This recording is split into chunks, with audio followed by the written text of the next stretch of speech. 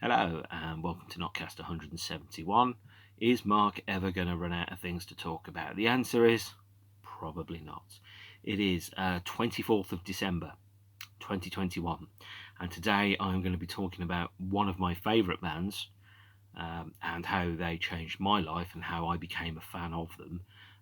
For those of you that can read the squiggle on my t-shirt, that band is Underworld, and the album I'm going to be talking about today is their debut, released in July 1994. The album is called Domino Bass with My Head Man.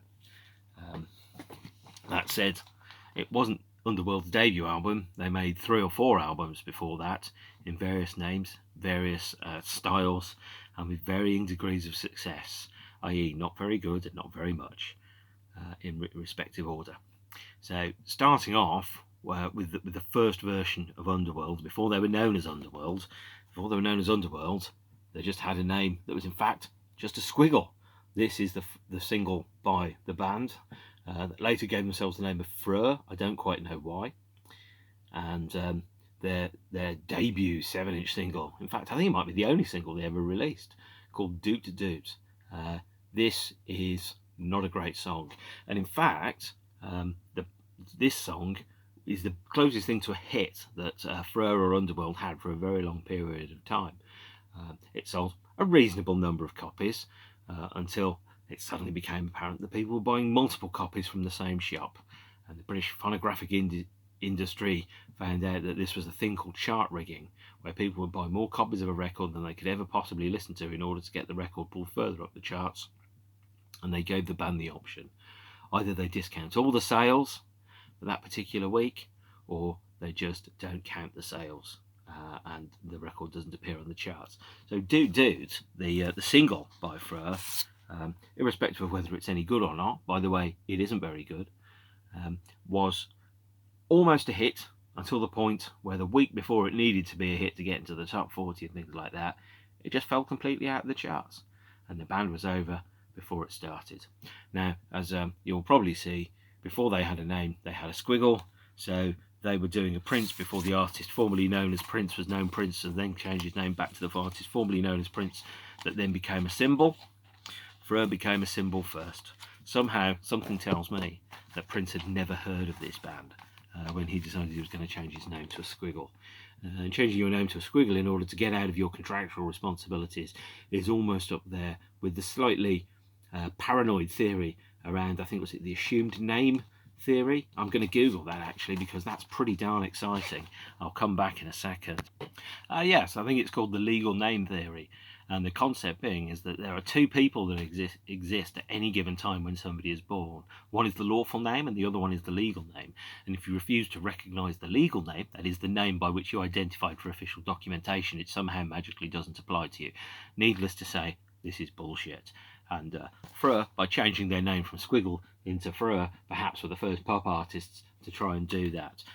So Doot Doot, named after the single, was the first album that was released by Rick Smith and Carl Hyde, and a few other musicians actually as well, who are Bryn, Alfie and John on the album. And as I've kind of pointed out before, that is what they looked like on the cover. I'd never been a fan of bands having their photographs on the covers of albums, and as you can see from this photograph here, I am absolutely right to persist in that view, that bands having photographs of themselves on the covers are 99% of the time very, very bad ideas indeed. If nothing else, this looks somehow like someone has dressed up a Roxy Music cover band to be the science fiction outfit in maybe Space Hunter Adventures in the Forbidden Zone. And that is why I don't like bands having their photographs on the albums. Good as the Joshua Tree is, that cover, not great, I'm afraid to say. Absolutely not, because it looks like 5 bald blokes freezing their brains out in a desert in America. Now, the album, Doot Doot, I don't own it on CD. It is available on CD alongside the second album that the band recorded that died very quickly in a fire in 1986. And with the chart rigging incident that happened with this single fell out of the charts pretty much the week it needed to get into the top 40, and after that Freur as a band were, to all intents and purposes, nearly over. I have heard this album once, and I think it's fair to say that's probably once too many. I don't like it. I absolutely don't. I think that there's there's a kernel of a good idea in here, and I think that the working relationship between Rick and Carl is very good. But the problem that you have here is that, in fact, the rest of the band are almost diluting the strength of the communication between Carl and Rick. So Doot Doot isn't very good. Freur continued. In 1985, they were asked if they wanted to write the incidental music for a film, an adaptation, the first filmed adaptation of British horror writer Clive Barker. Clive Barker, if any of you have seen Garth Marenghi's Dark Place, will know that Clive Barker is absolutely not an influence on Garth Marenghi at all. Philosophist, novelist, horror writer, dreamweaver. But Garth Marenghi's Dark Place is pretty much what Clive Barker could have been. And the film was called Underworld. And when Freur were looking for a new name, for a new version of the band, their manager then suggested, why don't you call yourselves Underworld after the film that you did the soundtrack for? And lo and behold, that stuck. Which means that Underworld then released, well, let's put it this way, Freur renamed themselves. They had a slight lineup change, and they renamed themselves, and they called themselves Underworld. And Underworld released 2 albums. This is the first one. It's called Underneath the Radar, still confirming my theory that a band should never have pictures of itself on the front, because that is an awful picture to put on the cover of a record. It really absolutely is. And at this point, the lineup was Rick Smith, Carl Hyde, and oh god, it doesn't even tell me who else is on there. Yep, Alfie Thomas. Sounds like he might have been in Freur. Baz Allen on bass and Brian Burrows on drums. This is not a great record, I'm afraid to say. If everyone thinks Dub No Bass No Bass with My Headman is Underworld's debut album, I really, really wish this was the case. But you know me, I'm a completist. If I like a band, I'm going to go all in. I'm going to buy everything. And sometimes I'm going to wish that I didn't. This album, Underneath the Radar, is pretty bad. I've got to tell you, it's really bad, actually. I mean, at this point, the band were touring as a 5-piece. They were doing things like supporting the Eurythmics. They were playing frequently as a 5-piece band: bass, guitars, drums, keyboards, vocals and guitar. And that's a very conventional band format, actually. What it sounded like to me, again, was all the promise that may have existed was being flattened into something else.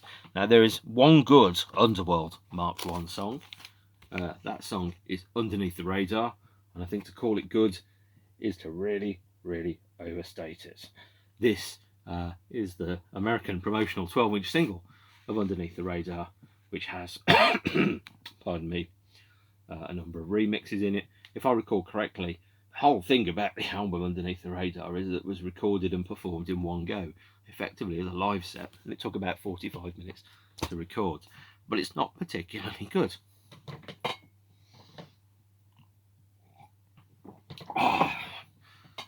And there was a second album which came out that was released, I think, in 1989, and it was called Change the Weather. And again, a picture of a band member on the front. You'd be easily forgiven for thinking Carl Hyde was in fact the name of the band, in much the same way as 9 Inch Nails is Trent Reznor, Sean Connery is James Bond, Prince is Prince, Megadeth is Dave Mustaine and whatever blokes he can pay around him, that type of thing. And if it's me and your granny on bongos, it's the Fall. Change the Weather. Again, I've heard it once, twice maybe. It's not very good. And there's a promotional CD single here of the stand-up track. Again, not particularly good. If you really want to hear what they sound like, go and listen to them on YouTube. Now, the strange thing about the early Underworld stuff is, to me, it feels like the main line of communication is that between Rick and Carl, and that the other members are somehow clouding and diluting that line of communication. So, in fact, there's a version of Change the Weather, that was recorded with Rick playing all the instruments, programming the drums, all the bass. And when people in the band's management listened to the demos at that period, they said, "This is a great album, you should release this." And yet Underworld, in their infinite wisdom, or well, more correctly, painfully limited wisdom at the time, decided to add live bass, live drums, extra guitar, and it smoothed out all the edges, and it made the album not so good. But having done it, I think they then committed to it, which I think was a bad idea. It's fair to say. And the band came to an end, I think, after they supported Eurythmics on an American arena tour. They just ran out of steam, I think. They didn't have any commercial success. And to be honest, listening to it, I'm surprised they had any commercial success. Those albums were not particularly good. If you want to think about them in a certain way, think about them in the same way that Pantera think about their glam metal albums. They did 2 glam metal albums in the very early days, and that is more like adolescent baby pictures as opposed to anything that's actually any good. So Underworld then effectively split. In 1990 they became largely dormant, and as is documented in Carl Hyde's book I Am Dog Boy. This is a fascinating read, by the way. If you like Underworld, please do get I Am Dog Boy. £28, I think. It's a combination of tour diaries and an autobiography of the band's failure years leading up to the moment where Darren Emerson joined Underworld in 1993, and they started recording material that became Dub No Bass with My Headman, by the way. As is documented in here, 1990 was a really slim, barren year. I think Rick Smith made £120 in that particular year, and the advice that Rick had from his wife was something along the lines of, don't try and be anybody else. You've got something special, stick to that and follow that, as opposed to trying to sound like other acts, which I think is a really clever move. I was talking about this downstairs actually earlier on, thinking about a lot of television, a lot of films, is that where you've got films that are made by committee or music that's made by committee, all the rough edges, all the idiosyncrasies, all the things that show you that it's been touched by humans is kind of sanded off so it becomes featureless. Whereas if you allow one person to kind of have a dominant voice in something that's artistic and creative, even if it is absolutely terrible, like the film The Room, what you do have is that you have something that's idiosyncratic and clearly human.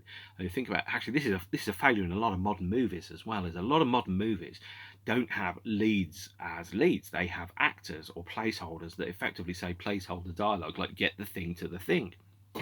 Whereas if you are in a movie, most people are a little bit weird, a little bit funny, and they're a little bit sharper than perhaps they're made out to be. And then films that are designed by committee, where the dialogue and the plots are very, very generic and very bland. It's almost like, cornflake of a movie as opposed to something else. Let people be weird.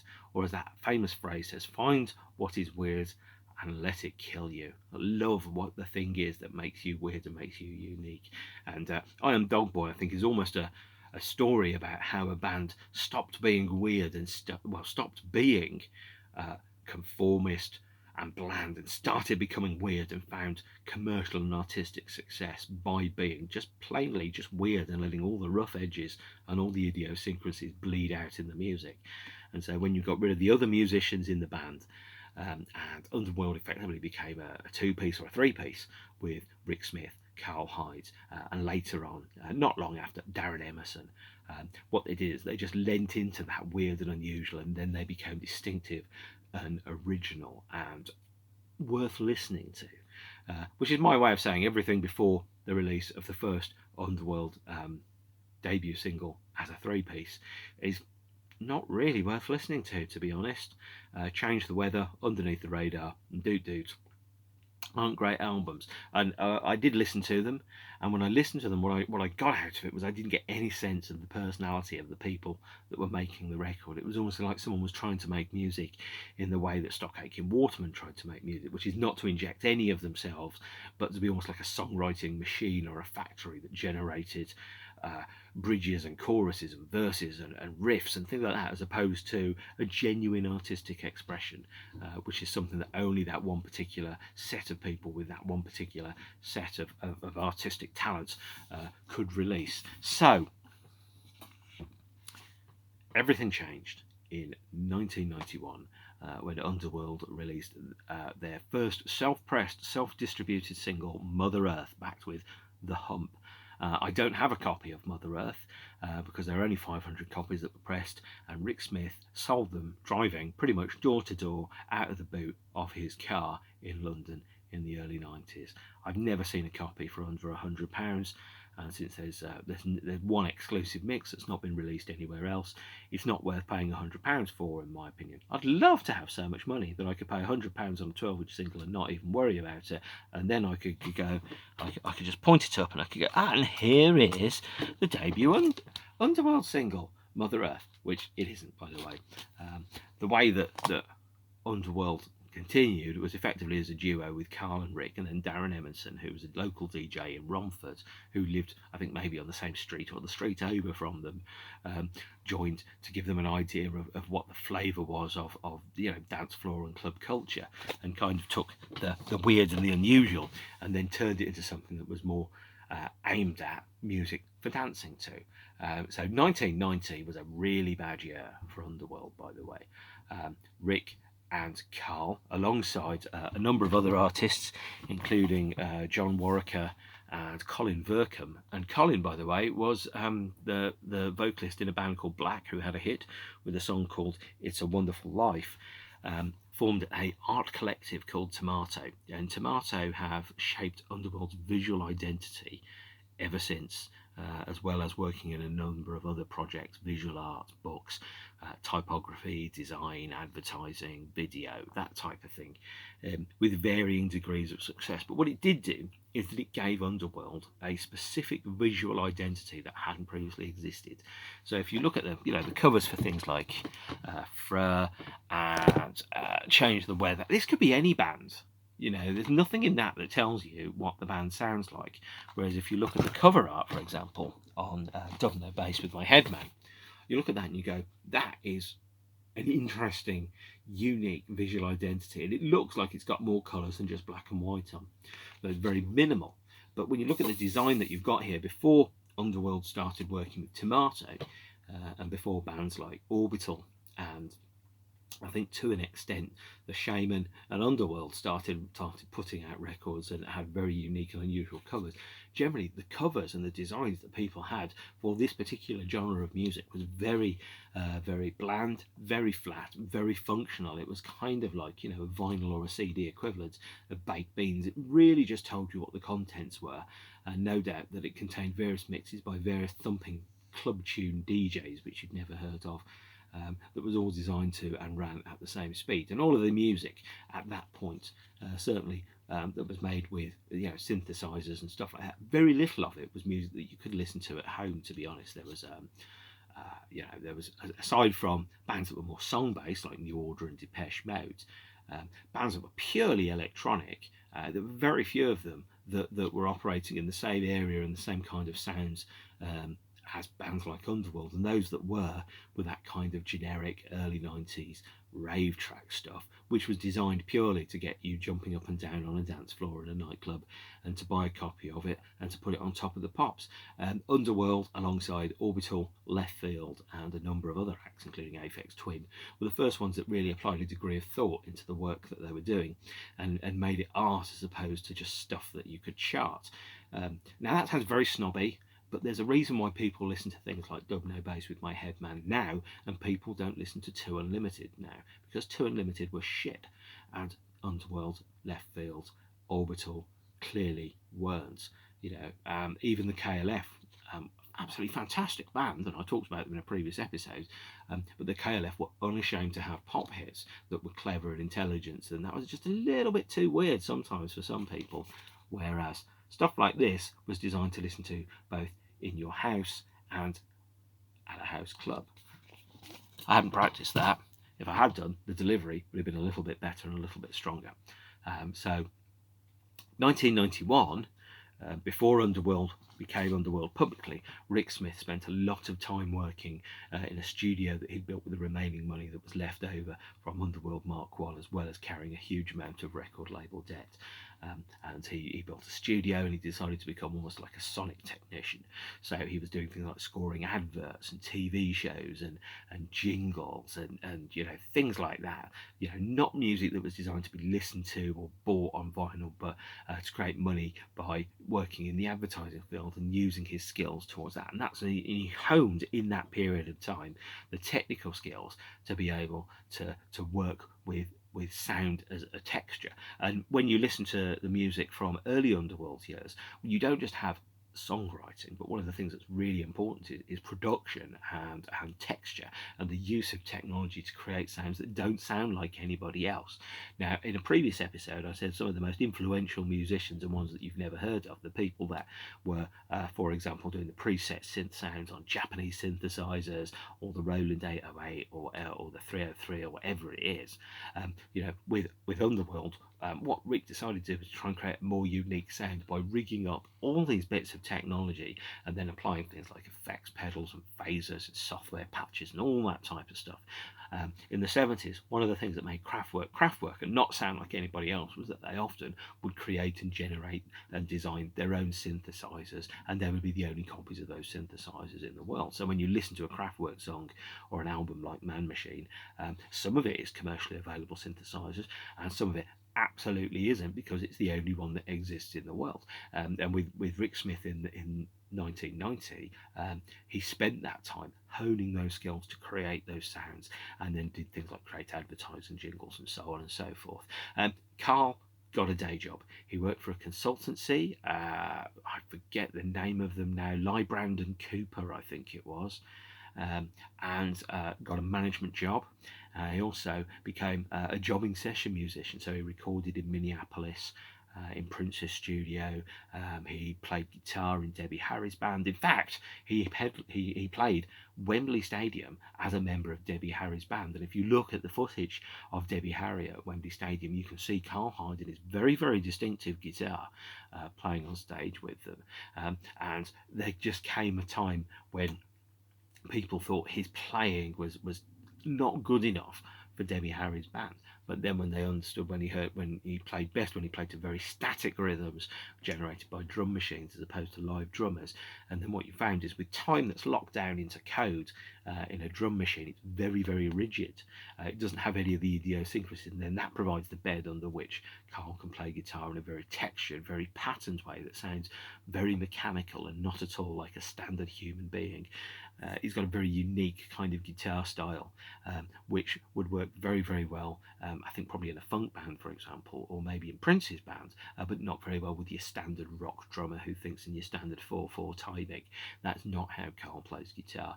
And so when Carl's time with Debbie Harry's band came to a close, and he had that management job as a consultant, or working for a consultant in central London, they came the conversation, as lots of people do have a conversation if you go and get a day job and you pour yourself into a suit and you go on a train into London and you work at an office. And it was like, we think you've got some potential and we'd like you to go on some training courses and we'd like you to work to go a little bit harder. And then Carl had to make this decision, this almost like do or die decision, which is, well, do I become a corporate person?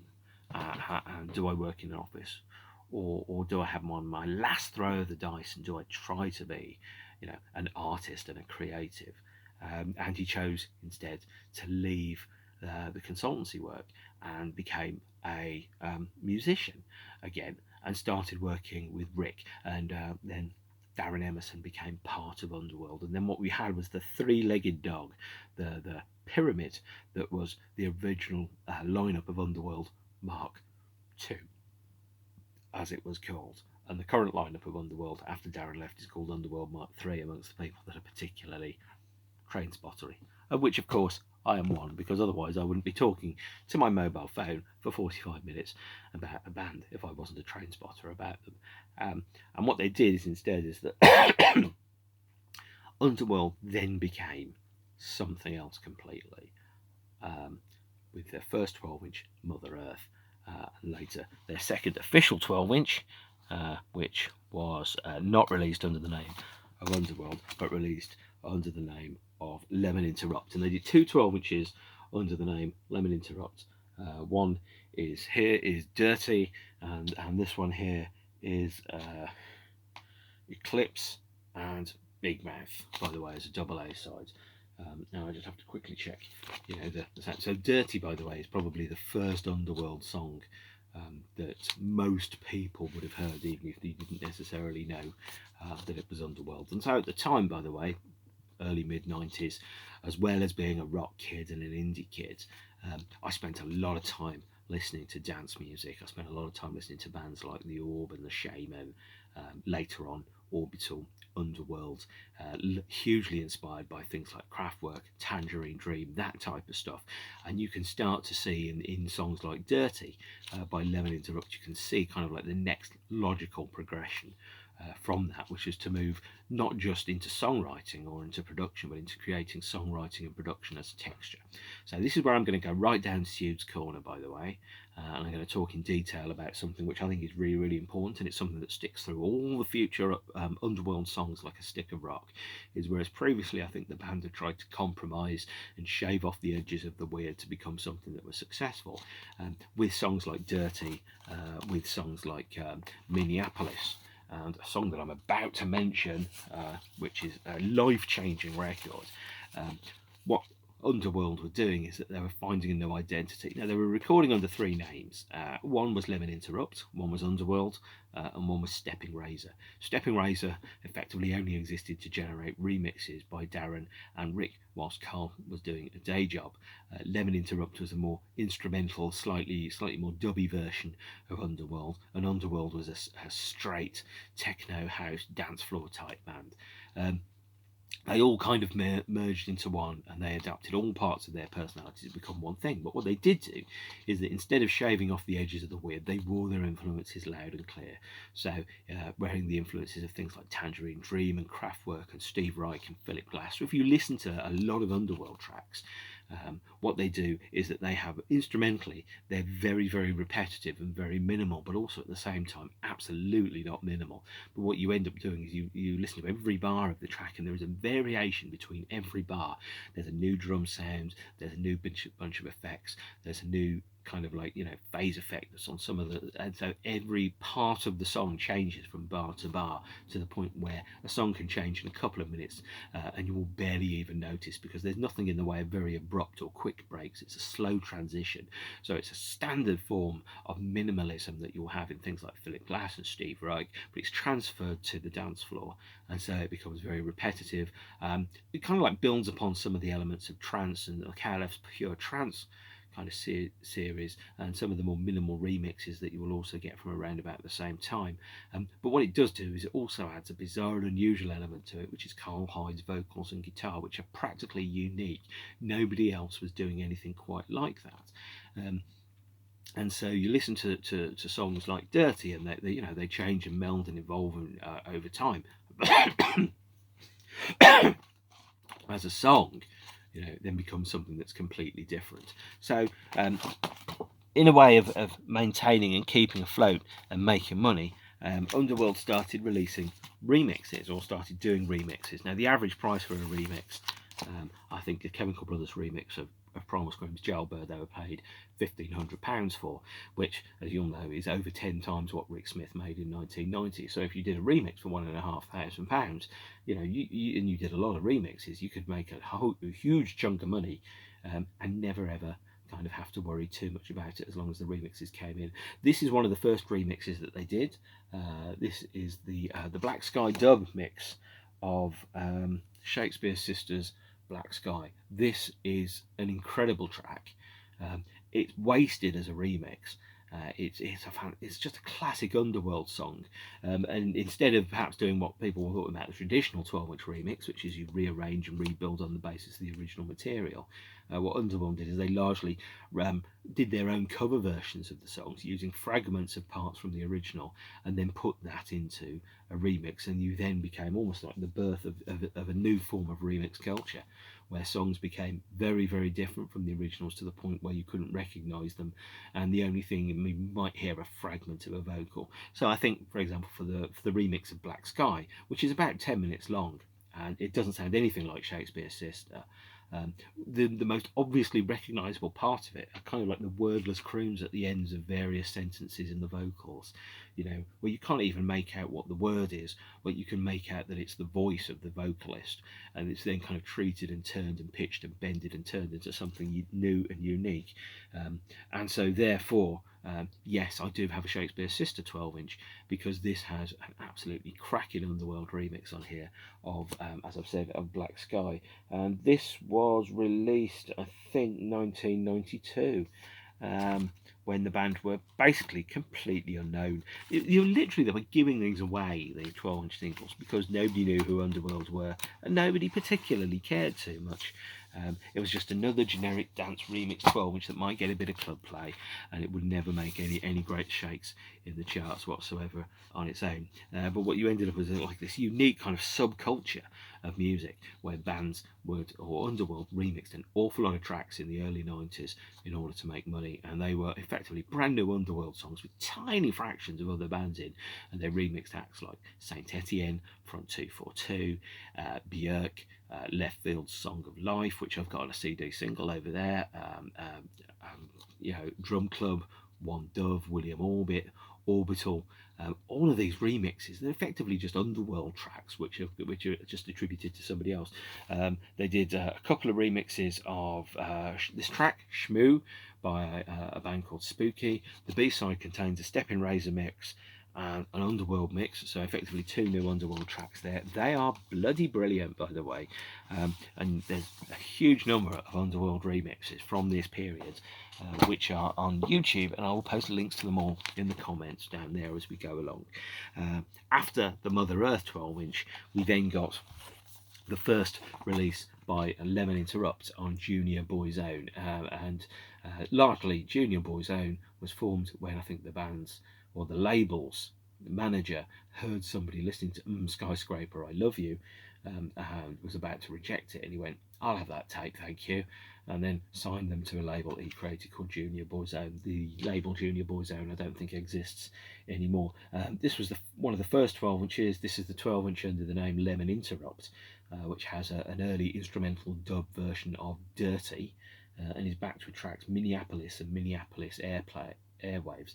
And Minneapolis is very much influenced by Carl Hyde's time and experiences recording in Prince's studio.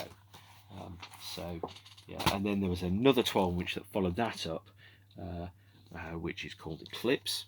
This was really difficult to get for a very long period of time until the band put out an anthology package in 2012, and it's backed with another track called Big Mouth. Now they've only played, I think they've played Eclipse, and they've played Minneapolis once on the Dub No Bass with My Headman 20th anniversary tour in 2014.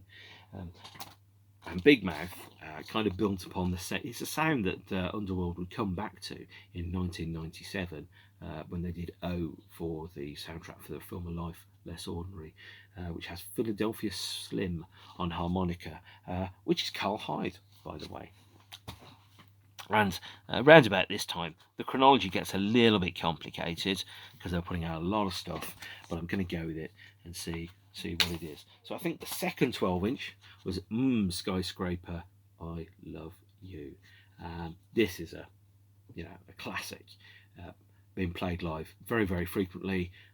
They played it on one of the very first shows I saw them at. So the first show I saw them at was Manchester in 1998, and the second one was London's Alexandra Palace on New Year's Eve in 1999, or more correctly, about 10 minutes into January the 1st, 1999. And so Skyscraper, I Love You is this is a 13.5-minute single that comes in two parts, and what they tried to do, and there's a couple of remixes on the B-side called Telegraph and Jam Scraper, and those were the dance versions of the tracks which they tried to make them get club play, but somebody actually listened to the A-side and went, no, that's good enough as it is, put that out, don't try and play up to club music, just play the music that you want to play. And Skyscraper, I Love You is a fantastic track that probably talks about Carl High's experiences of flying out of New York back to London, knowing that his dreams as a musician in America had come to a sad and sorry end after his time in the Debbie Harry band had come to a close. And one of the theories that they had around their work is there's something which Carl Hyde said in conversation, and he was heavily influenced by people like Miles Davis and Lou Reed. Rick influenced obviously by people like Tangerine Dream and Steve Reich and Philip Glass. Is you'd never ask Miles Davis to do a 7-inch edit, and the idea being that in fact Underworld have only ever released one 7-inch single, and that was a cover-mounted 7-inch on the front of a magazine. So Underworld Mark II and Mark III have never done a 7-inch, and they've only done, as I've said, one 7-inch single. With the idea that you'd never ask Miles Davis to edit down a track into a 7-inch edit. So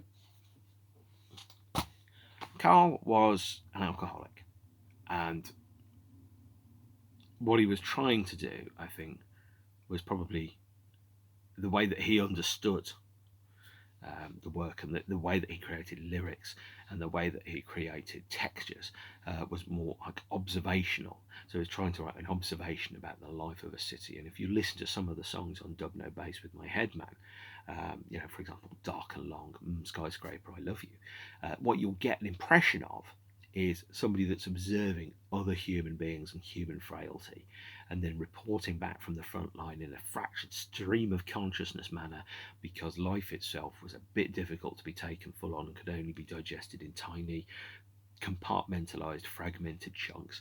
Which is why when you listen to some of the Carl Hyde vocals and some of the Carl Hyde lyrics, they don't necessarily always make a standard coherent sense. But he said one of the big influences on his lyric writing is Lou Reed and the album New York, and one of the other ones was a phrase that he used where he said that straight I was ordinary and drunk I was not. And there came a time when that alcoholism became a problem, but not for a couple of years yet. So we're on the 4th single now, Skyscraper, I Love You. And I don't think we're going to get enough time to talk through Dub No Bass with My Headman itself during today's discussion. Instead, what I'm going to do is I'm going to talk about a 12-inch that quite literally changed lives. Here it is, ladies and gentlemen, Res, a genre-defining 12-inch single by Underworld, first released as a pink vinyl chromo 12-inch. This is beautiful. I paid a lot of money for this record. I'm not going to pretend that I didn't. I paid a lot of money for it because this song changed lives and worlds. It's fantastic, and it has not aged a day. I mean, I first heard it and I was like, where has this music been all my life? It's almost beyond imagination. You think about how it's constructed and what it's meant to be. It shouldn't work. It really, really shouldn't work. Because it's a very, very minimal 10-minute track around peaks and troughs and crescendos and climaxes and tension and release. And that ties in with the whole thing about the bit where you feel the bass and all that. But it's built on a very, very minimal, very spindly, very complicated riff that slowly rotates and changes over the course of the next 10 minutes into something that's barely recognisable as the original riff when the song started off. And as I've said, very, very reminiscent of Philip Glass, especially the score to Koyanis Katsi and Nagoi Katsi and Power Katsi, but all of which I think have pretty much come out by the time. And also things like Steve Reich, where you've got, and film scores actually as well, where you've actually got a set of motifs that then rotate in variation throughout the course of an album-length suite of music. This is, for a period of time in the 90s, if somebody wanted to put a track onto a movie soundtrack to kind of indicate what it was like to be in a nightclub in the 90s, inevitably, unless the film was called The Matrix, a fairly embarrassing club, which showed you that the filmmakers fundamentally did not get it, you almost definitely have this track playing in the background. And this was the first version of Res that was released. This wasn't commercially available. This was a promo of 1,000 that was 10 minutes of absolute bliss and glory. And I'm not going to underestimate it. I heard this and I'm like, I wish I could think of a song that good. Res is a classic. I listen to it on a weekly basis, even now. It is fucking brilliant. And of course, when I first heard it, I didn't think that 30 years later, 28 years later, I'd be listening to it whilst doing the washing up. But to be honest, I wasn't thinking about what the world was going to look like 28 years later. At the time I first heard it, I couldn't think more than 28 weeks ahead. Sometimes not even 28 days, unless 28 days ahead was payday. So as far as I was concerned, there was no life till the weekend. This is just an amazing record, and I will have to put it as one of the songs. One of my desert island discs actually would be Res, undoubtedly Res, and it's backed with, on a 12-inch, a pretty rare track called Why, which was, there's a 12.5-minute version of Why on this here, which is not so good. The band did rehearse it and have played it live, but not particularly often. And Why got a commercial release on this compilation here, Volume 8, and the version of Why that's on here is a heavily truncated 5.5-minute edit, but it was the only place to get Why in any form apart from the promotional 12-inch for a very, very long time indeed. Res is a life-changing record, and I'm really glad that I heard it. And once the promo 12-inch started changing for huge amounts of money and became, putting it technically, a dance floor banger, it was also included on this 12-inch Collect 2, which was a promo black vinyl of Res there, backed with a new track, Cowgirl. Again, Cowgirl, one of the very best songs of the decade. And I haven't got time to talk about how good Cowgirl is, apart from to tell you that it blew open a lot of people's conceptions of what the genre could be. It really, really did. And it's a song that's still played live. I saw Underworld play Cowgirl at the last gig that they played to date, at Wembley Arena on the 7th of December 2019. Hopefully there will be future shows. And I think what I'm going to have to do is I'm going to have to stop here, because I've not even talked about Dub No Bass with My Head Man. I've only talked about the singles that lead up to it. And I don't quite know how I'm going to end this. Normally I've got a very clearly kind of demarcated out kind of linear kind of sense of progression where I'm going to end the episode, but I don't have that for this, because I've spent too long talking about how great Res is to start off with. Cowgirl is a song that was released as a single here. It was re-released in the year 2000 with some remixes on the B-side to go aside on one of the Underworld live albums. And this was the song Res and Cowgirl. This was the one where I heard it and I was like, it's not going to be the same. It was a genre defining, and for many people I think probably life changing as well, is that we listened to that song and then it was like there was pre-Res and then there was post-Res, and all of a sudden I was like, this isn't what I thought it was. You listen to the chart music and you had bullshit like D-Ream or Fantasy or whatever other bands that they were, and those songs were cynically designed machines to part you from your money. It was pop music made with computers and synthesizers. It was very, very cynically designed around making sure that you felt that rush and that you felt that energy and that you spent that money in the bar and in the club and you got off your tits and maybe you bought some drugs. That's what it was designed. Res and Cowgirl were techno symphonies that were designed to sound just as fantastic coming out of your stereo as they were coming out of a nightclub speaker or as a car stereo system.